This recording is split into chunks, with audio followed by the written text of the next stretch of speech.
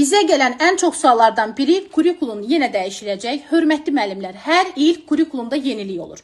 2025-ci ildə inteqrasiya və idraki sahədə yenilik oldu və hazırlaşmayan müəllimlər 4-5 sualını, hətta 6 sualını səhv yazdılar.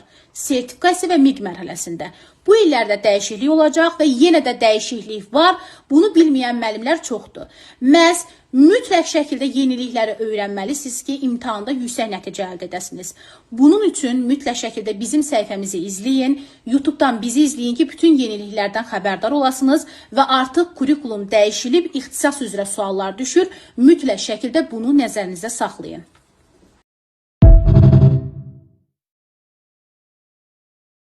Bizə gələn ən çox suallardan biri kurikulum yenə dəyişiləcək. Hörmətli müəllimlər, hər il kurikulumda yenilik olur.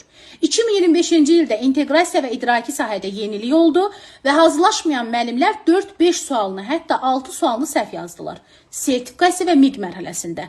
Bu illərdə dəyişiklik olacaq və yenə də dəyişiklik var. Bunu bilməyən müəllimlər çoxdur. Məhz mütləq şəkildə yenilikləri öyrənməlisiniz ki, imtahanda yüksək nəticə əldə edəsiniz.